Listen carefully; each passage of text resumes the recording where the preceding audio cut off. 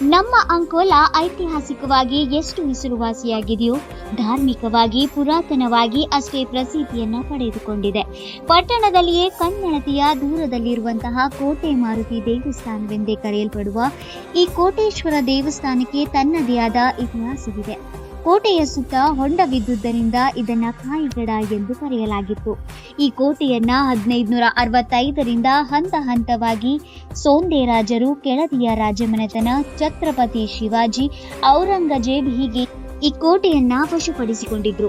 1764ರಲ್ಲಿ ಹೈದರಾಲಿಯು ಸೋಂದೆ ರಾಜ್ಯವನ್ನ ವಶಪಡಿಸಿಕೊಂಡಾಗ ಈ ಅಂಕೋಲಾ ಪ್ರಾಂತ್ಯವು ಮೈಸೂರಿಗೆ ಸೇರುತ್ತೆ.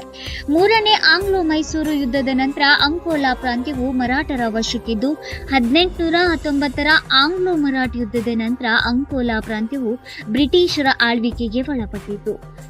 ಈಗ ಪ್ರಸ್ತುತವಾಗಿ ನಾವು ಇಲ್ಲಿ ಕೇವಲ ಕೋಟೆಯ ಅವಶೇಷಗಳಾದ ಸುರಂಗಬಾವಿ, ಕಲ್ಲಿನ ಮೂರ್ತಿ ಕೆತ್ತನೆಗಳನ್ನು ಕಾಣಬಹುದು. ರಾಜ ಮನೆತನಗಳಿಂದ ಪೂಜಿಸಲ್ಪಡುತ್ತಿರುವಂತಹ ಶಿವನ ದೇವಸ್ಥಾನ ಮತ್ತು ಆಂಜನೇಯನ ದೇವಸ್ಥಾನ ಈಗಲೂ ಭಕ್ತಾದಿಗಳಿಂದ ಪೂಜೆಗೆ ಒಳಪಡುತ್ತಿದ್ದು, ಇಂತಹ ಪುರಾತನ ದೇವಾಲಯಗಳು, ಕೋಟೆಗಳು ಅಭಿವೃದ್ಧಿಯಾಗಿ ಎಲ್ಲರಿಗೂ ಈ ಕೋಟೆಯ ಇತಿಹಾಸ ತಿಳಿಯುವಂತಾಗಲಿ.